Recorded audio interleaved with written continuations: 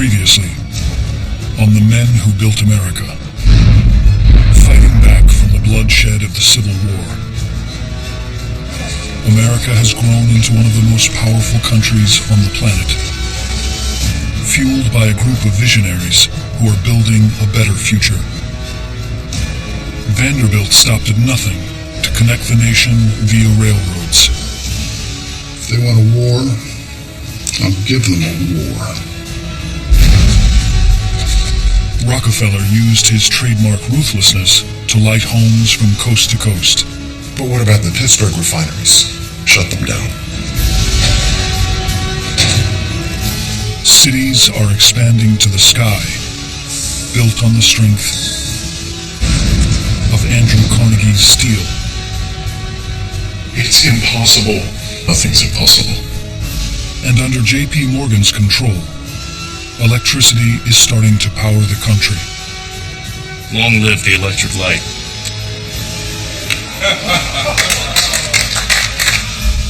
We're in the early days of a new industry. In just 35 short years, the nation has changed faster than anyone could imagine. But the incredible advancements come with a price. All those in favor of striking, raise your hand. An undercurrent of anger is growing. Fire! And many Mr. Frick? are looking to take back control of the country.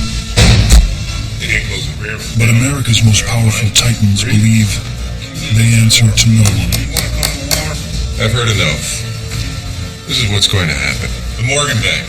And with a presidential election on the horizon, their next move will shock the world.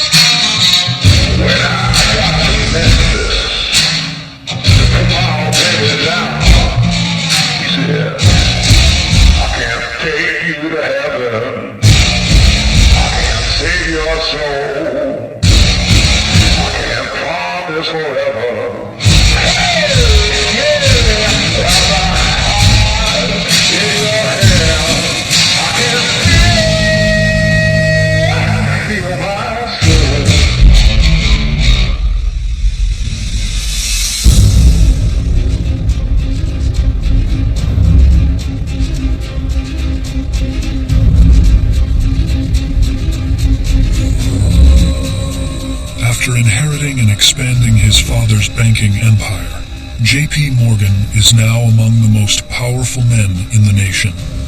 His influence over the country is matched by only two other men: Andrew Carnegie and John D. Rockefeller have been rivals for decades. And that competition has driven both men to incredible heights.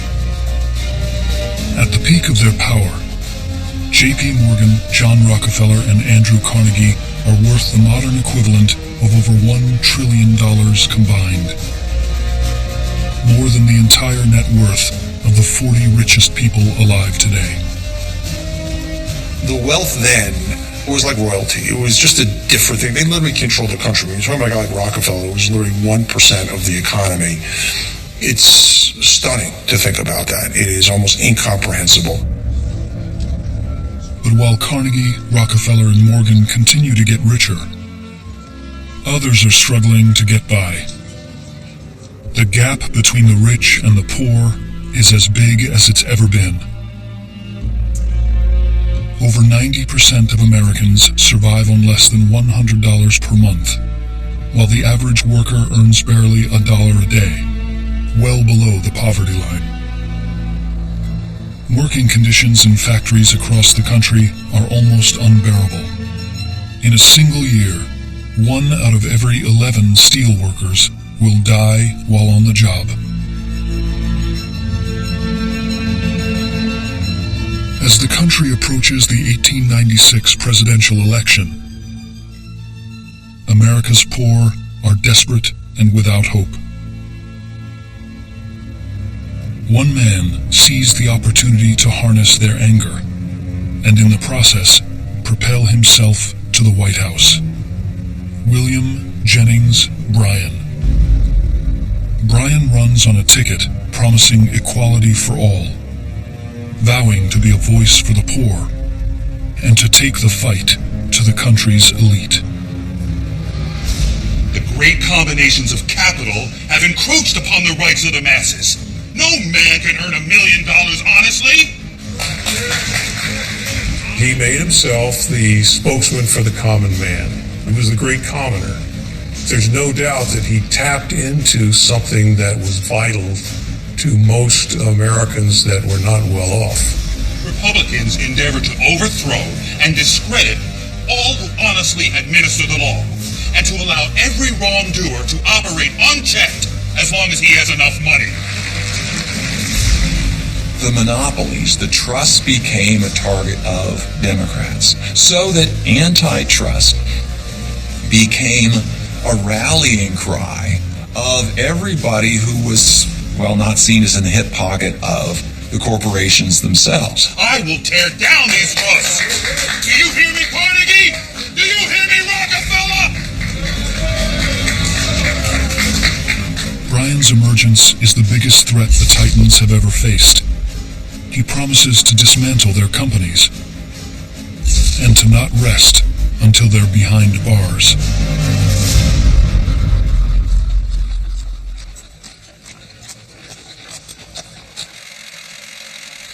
This is William Jennings Bryan at a recent Democrat rally.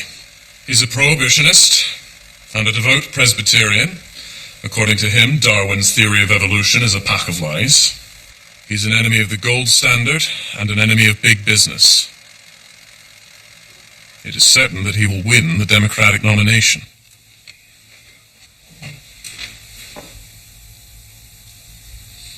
What do you think? The Republican Party has a good candidate. No. We have to buy our own president.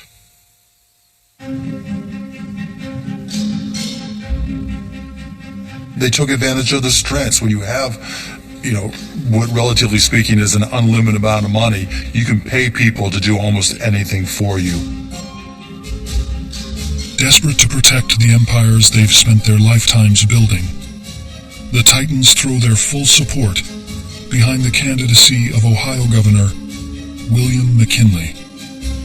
William McKinley's campaign manager was an industrialist himself, and he went essentially hat in hand around Wall Street, dunning them, saying, if McKinley doesn't win, that crazy man Bryan will be president. And if Bryan is president, don't you realize what that is going to do to the credibility of the United States around the world? The Titans wield more power than any group of men in American history.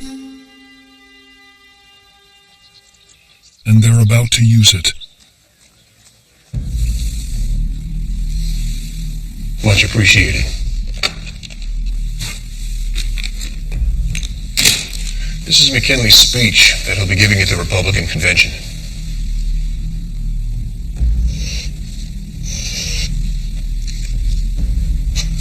Make sure he sees it in time.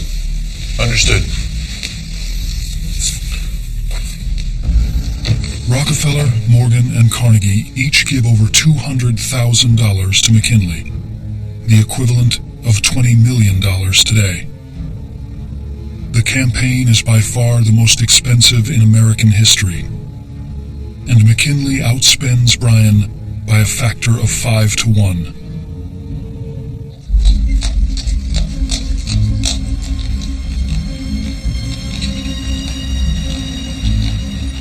But they don't just fund their candidate.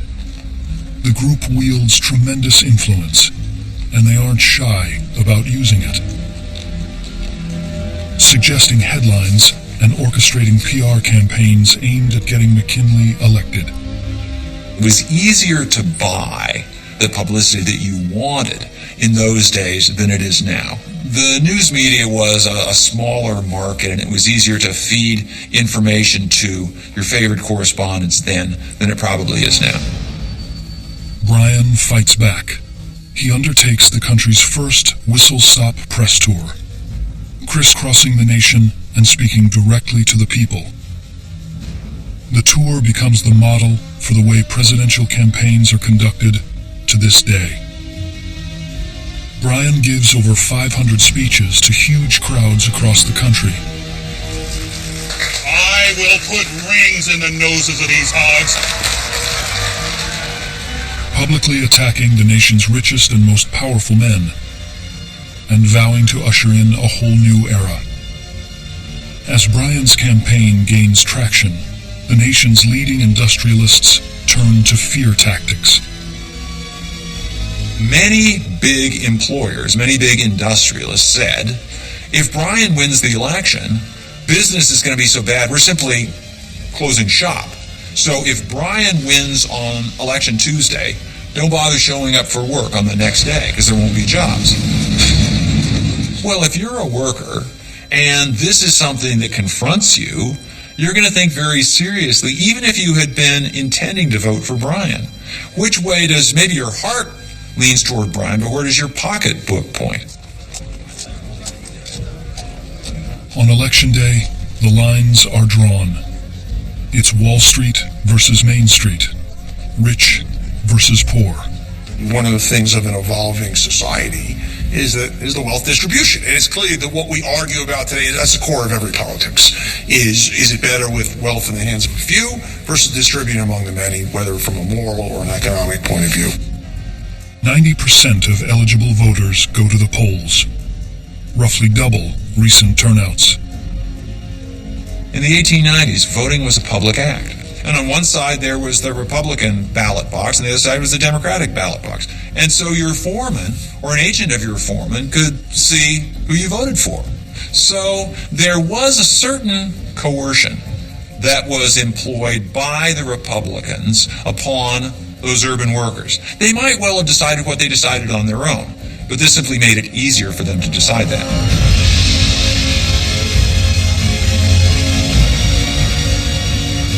When the polls close, the nation's future hangs in the balance.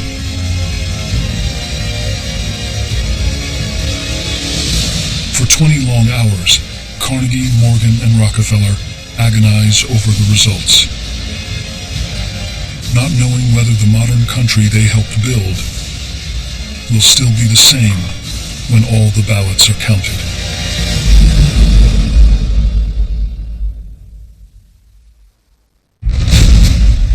America is at a crossroads. A small group of men have created the modern country, building unimagined empires in oil, steel, and electricity. But now, those empires are being threatened. People across the country are demanding change, outraged over what they see as corrupt business practices and unbearable conditions for workers. The 1896 U.S. presidential election is the battleground to determine the future of the nation. And the Titans have done everything they can to make sure the election goes their way.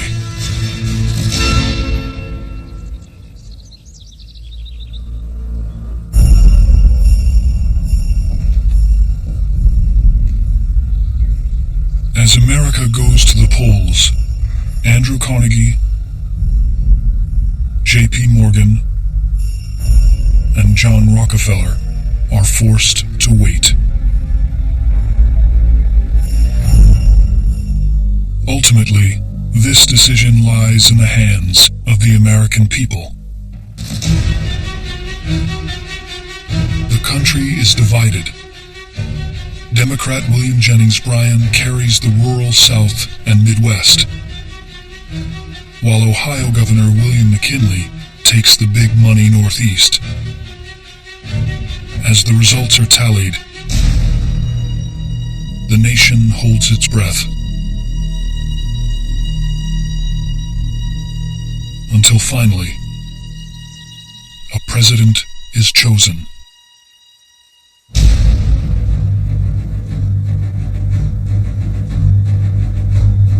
Rockefeller, Carnegie, and Morgan have dodged a bullet. The country remains in their control. With McKinley in office, they're free to conduct business in the way they've become accustomed. After McKinley's election, a number of the issues that had bothered the big businessmen conveniently went away. He was a man who was, in his philosophy, in his approach to politics, very much in sympathy with them. McKinley rolls back regulations, and profits once again skyrocket. It's back to business as usual. And Carnegie, Rockefeller, and Morgan are set to become even more powerful than ever before.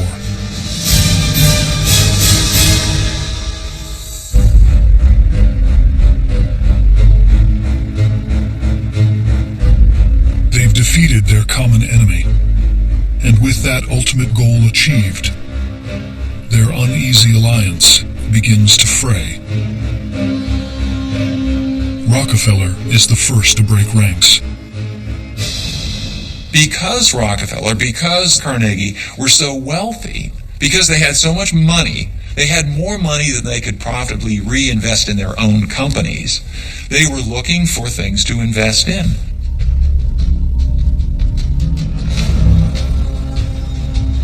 John Rockefeller learns of a massive deposit of iron ore in northern Minnesota, the primary material used in the production of steel.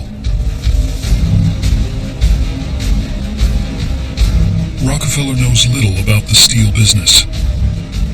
What he does know is that Andrew Carnegie is the biggest steel producer in the world, and that this is his chance to beat his longtime rival at his own game.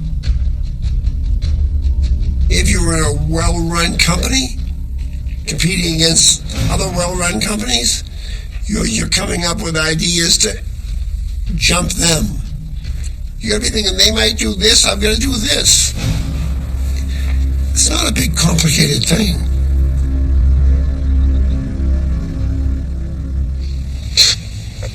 Rockefeller is a fool. How so?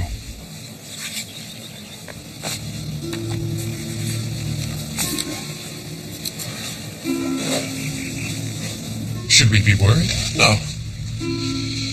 You can buy iron ore anywhere. And the ore from the Mesabi mines is like dust. It clogs the blast furnaces. No steel producer in his right mind would buy it.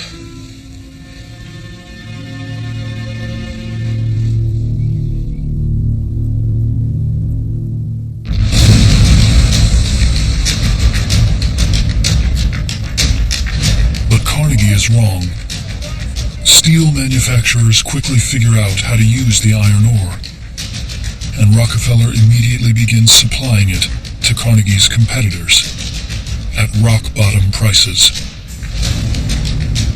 There are many people who either work for Carnegie, knew how to make steel, could figure out, well, if I could raise a little bit of money, maybe I can start my own steel company and price it just a little bit lower than Carnegie. And guess what? Customers will come to me to buy their steel.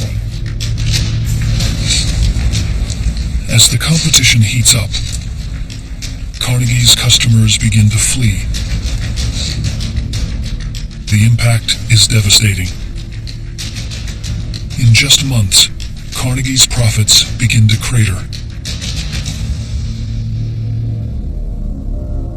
Sensing weakness, Rockefeller devises a daring scheme. He's going to build a steel plant, one to rival anything Andrew Carnegie has ever built. But Carnegie knows he can't let that happen. Carnegie is determined that nobody's going to take his place. He's going to build new plants. He's going to destroy. If Rockefeller goes into steel, he'll destroy him. Carnegie calls a meeting, hoping to intimidate Rockefeller into staying out of the steel business. But Rockefeller didn't become the richest man in American history by cowering in fear. Mr. Rockefeller, Mr. Carnegie,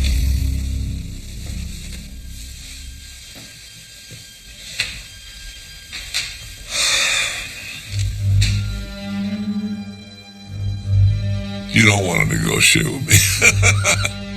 I am a great negotiator. I know I intimidate people. I understand that. I get it. And I understand why. And I don't want to intimidate anybody unless they try to hurt me. Then I hurt them back.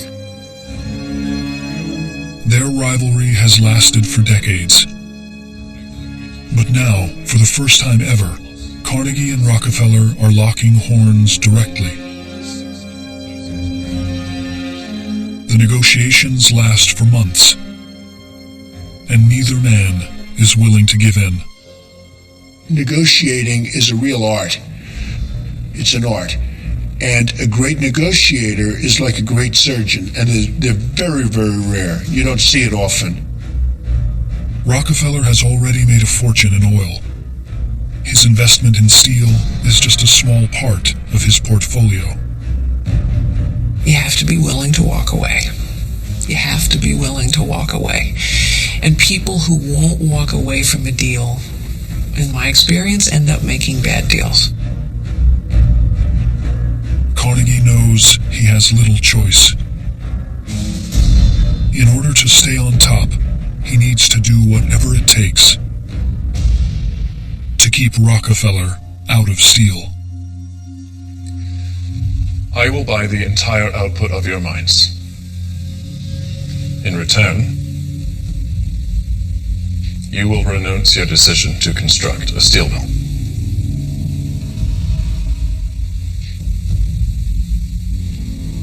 Agreed.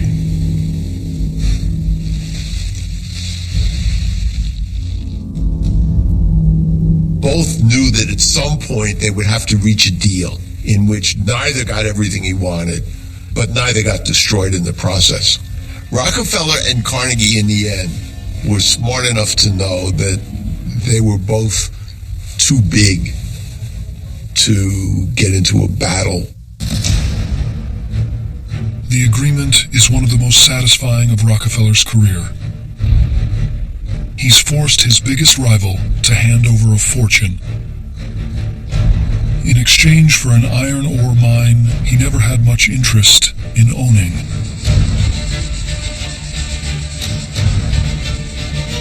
Rockefeller may have gotten the better of Carnegie, but their deal has drawn the attention of another rival,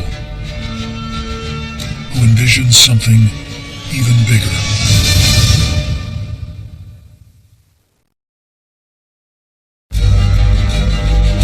America has expanded more in the last 3 decades than any country on Earth. Covering the breadth of the continent, its prosperity is built on oil, steel, and electricity. John D. Rockefeller, Andrew Carnegie, and J.P. Morgan amassed mind-boggling fortunes and became targets. But after teaming up to put their man in the White House, they're now free to do whatever they want. Every great business leader I've ever met, in addition to being very smart, very driven, they have this, why not me? Screw it, I deserve it, let's go. And if you don't have that, you can't achieve greatness. J.P. Morgan has risen to power by consolidating broken industries and eliminating competition. And after Carnegie's deal with Rockefeller, he sees the potential to apply his model to the steel business. Morgan had much more power than he had wealth, and he understood that he could have more influence over the economy than Rockefeller, than Carnegie, than just about anybody else. And he used this to pursue his vision of the American economy. Morgan's years of deal-making have left him with a controlling interest in companies ranging from manufacturing to mining to railroads. One industry brings all those others together: steel. J.P. Morgan believes that some individual has to bring sense and has to bring order to American capitalism. Morgan wants to end the cutthroat competition in steel. And the only way to do that is to bring together the competitors into one new company. If Morgan can consolidate steel, he could potentially create the largest corporate empire in the world. But to do that, J.P. Morgan will need to pull off his biggest and most daring move yet. A complete takeover of Andrew Carnegie's empire. Morgan's timing is impeccable. Carnegie, after years of bruising battles, is questioning his future.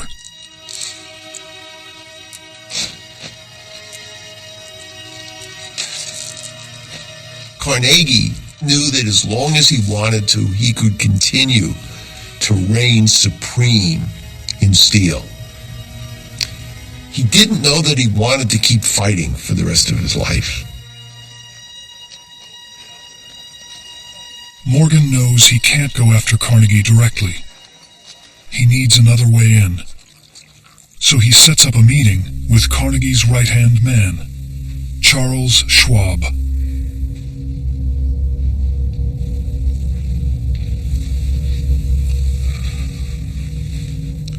How long have you worked for Carnegie? Over 15 years. I guess he'd hate it if you left. No one is indispensable. You've doubled profits at Carnegie Steel every year for the past 5 years. Times have been good. Carnegie's a very easy boss. What if you were your own boss? Of what? I am going to buy Carnegie Steel. And you are going to be president of the world's largest company. With all due respect, Mr. Morgan, Carnegie would kill your idea at birth. Carnegie would never sell. Everyone has their price. You just have to find out what it is.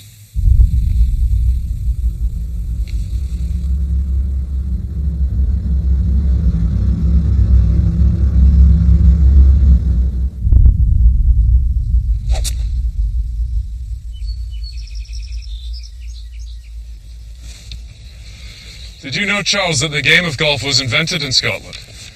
I did not. So do they treat you like a king when you return home to Scotland? I suppose they do. And then you came to America and became a king of industry. You created your own destiny.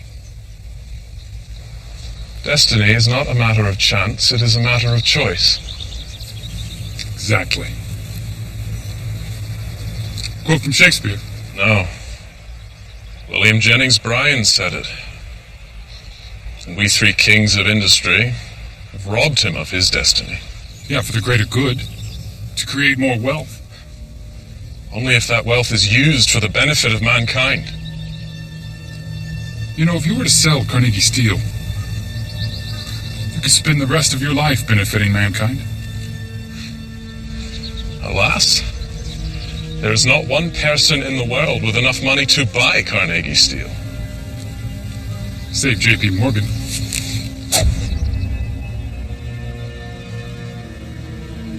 Supposing Morgan did want to buy, what would be your price?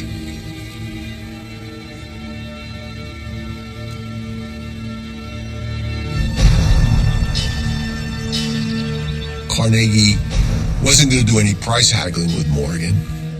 Carnegie writes down $480 million on a piece of paper. It's the equivalent of $400 billion today, more than Gates and Buffett together.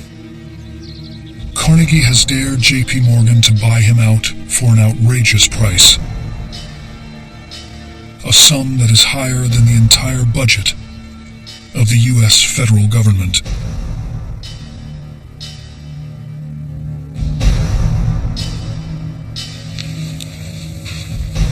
have a price.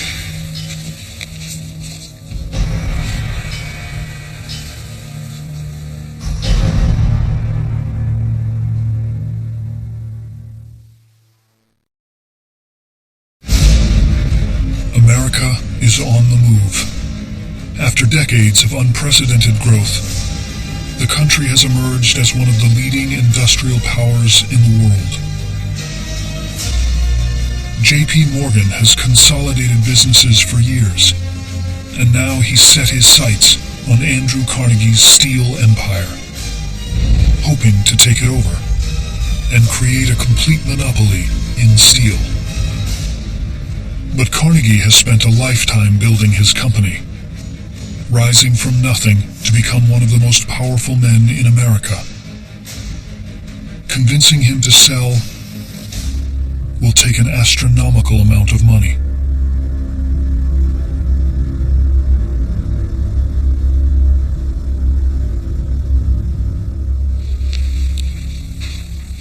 I have a price.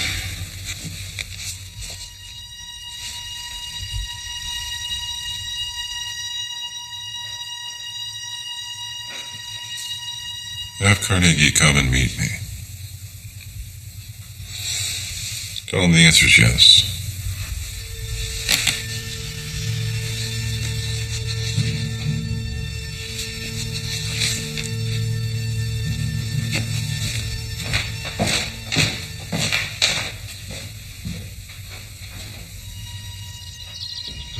I believe that is the earliest in the day that I've ever drunk champagne. Congratulations, Carnegie. You're now the richest man in the world. Would you have said yes, Morgan, if I'd asked for 100 million more? Goodbye, Carnegie.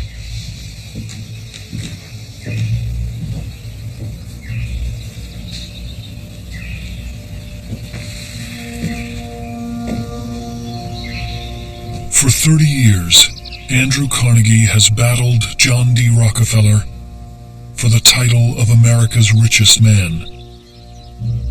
And now, he's finally surpassed him. The deal gives Carnegie a personal net worth of over $310 billion in today's money, the largest private fortune the modern world has ever seen.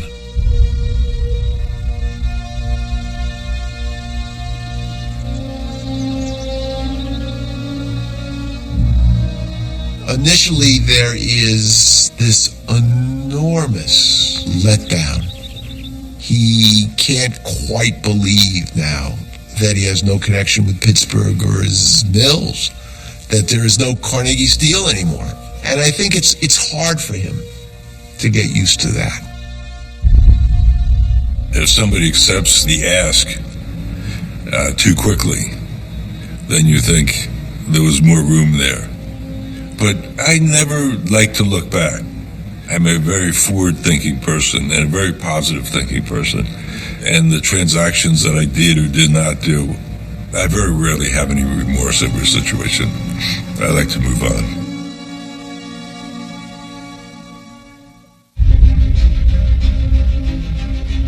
J.P. Morgan calls his new company U.S. Steel. It's instantly the biggest corporation in the world. The first company in history to be worth more than $1 billion. And it will dominate the steel business for almost 100 years, virtually unchallenged. But the creation of U.S. Steel is only possible in this new era of unchecked monopolies. An era Morgan helped create when he and his rivals put their president in the White House.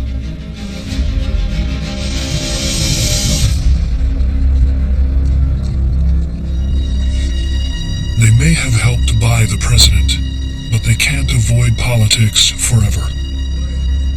Their power over the nation's biggest industries soon catches the attention of an emerging politician, Theodore Roosevelt. Roosevelt was the kind of figure that had to dominate, had to, in a sense, own the room.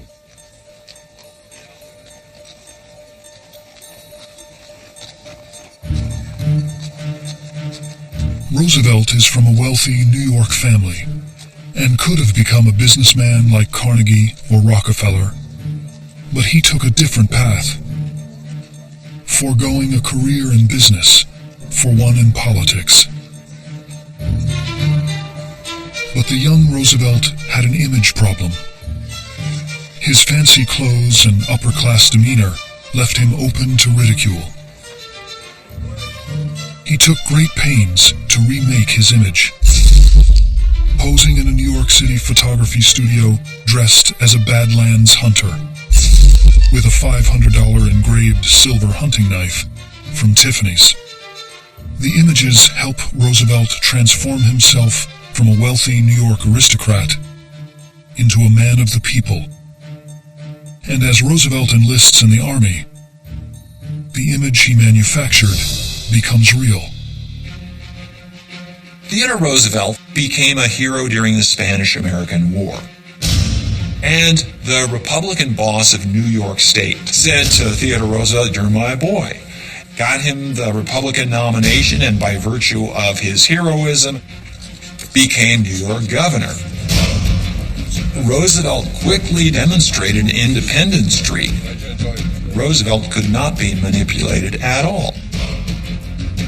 As governor of New York, Roosevelt passes laws clamping down on big business.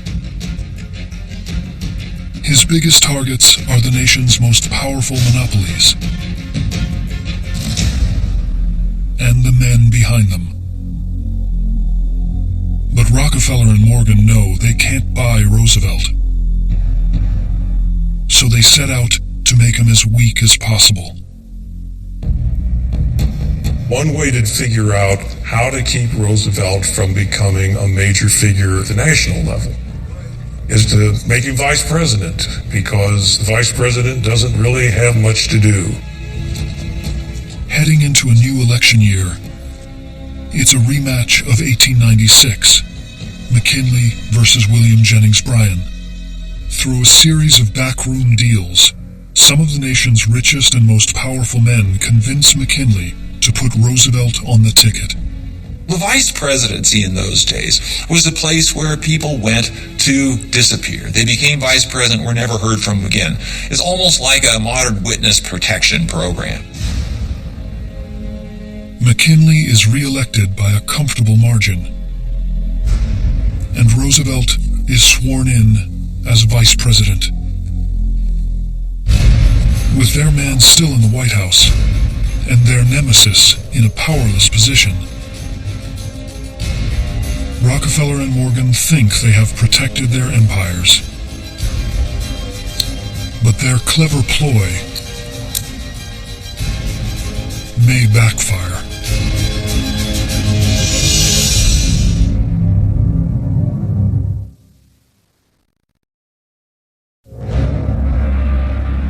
President William McKinley is re-elected to a second term, and aspiring trustbuster Theodore Roosevelt is installed as vice president, a clever play to silence his influence.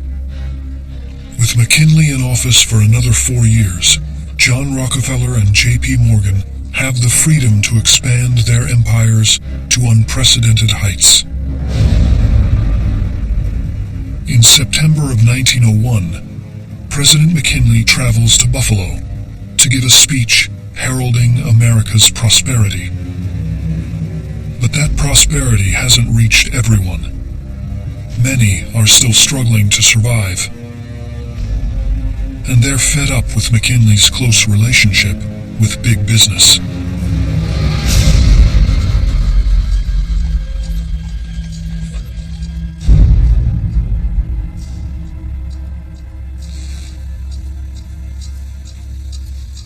Leon Czałgosz is a former factory worker who recently lost his job at a company J.P. Morgan took over during the creation of U.S. Steel. As Czałgosz struggled, he took refuge in the growing anarchist movement. He becomes convinced that the government is helping the rich exploit the poor, and he's determined to put an end to it.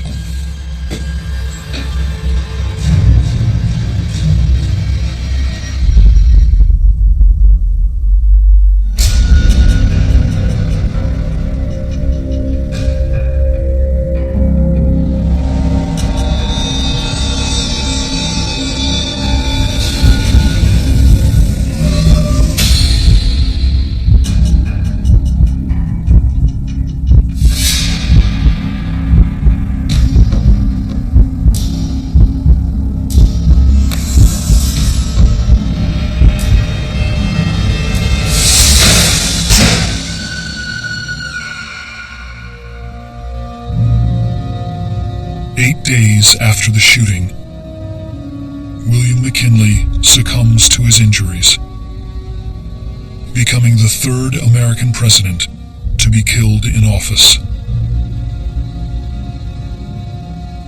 For America's most powerful men, it's the worst-case scenario. An assassin's bullet has robbed them of their president, a man they spent millions to get elected. And with his death, their worst enemy comes to power. Teddy Roosevelt is about to become the leader of the free world.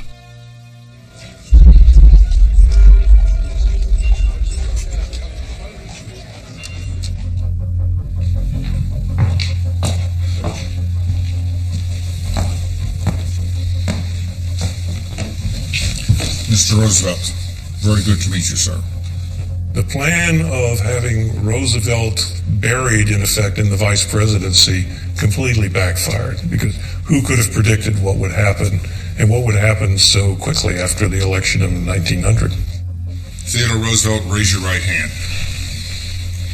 Do you, Theodore Roosevelt, solemnly swear that you will faithfully execute the office of President of the United States, and to the best of your ability, preserve, protect, and defend the Constitution of the United States? And thus I swear. Now, let's get started. Roosevelt insisted that the big capitalists recognized that they were mere capitalists, and that the elected officials of the country were the ones that the people had chosen.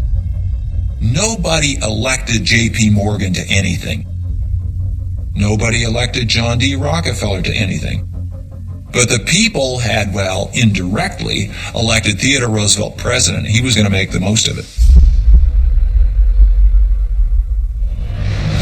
Roosevelt quickly launches a campaign against the nation's largest trusts.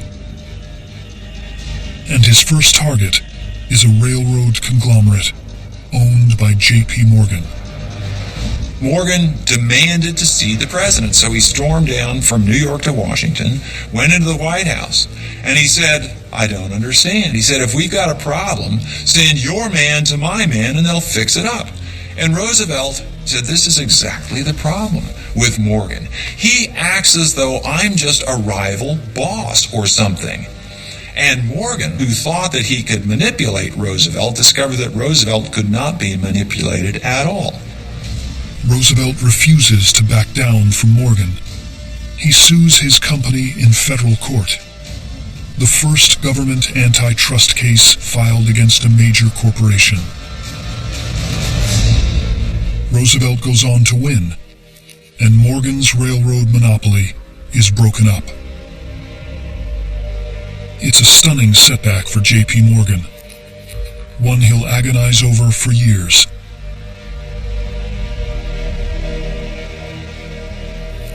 And it's a sign of things to come for his fellow Titans. Roosevelt is elected to a second term, and over the course of his administration, he files suit against dozens of trusts. It's a time of great change for the nation. J.P. Morgan, John Rockefeller, and Andrew Carnegie suddenly find themselves as members of an old guard. Aging titans forced to defend their fading empires. But as other monopolies fall, one target refuses to go down. John D. Rockefeller's Standard Oil has managed to hold off a breakup over multiple administrations. But Rockefeller won't be able to hide forever.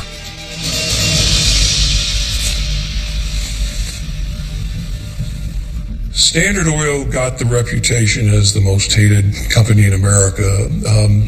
It became literally the symbol for big business evils. It was an example of big businesses getting way too much power and nothing or no one available to restrain them. The government files suit against Standard Oil in what promises to be the biggest antitrust case of all time. And the government is hoping their lead witness will be John D. Rockefeller himself. The feds issue a subpoena, and Rockefeller goes on the run. From California to Maine to Key West, the most powerful man in America has become a fugitive from justice.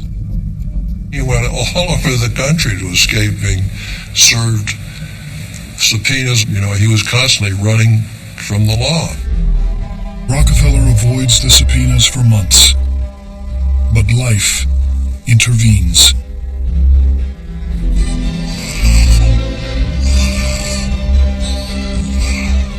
His son, John Jr., and his wife welcome the first Rockefeller grandson into the world.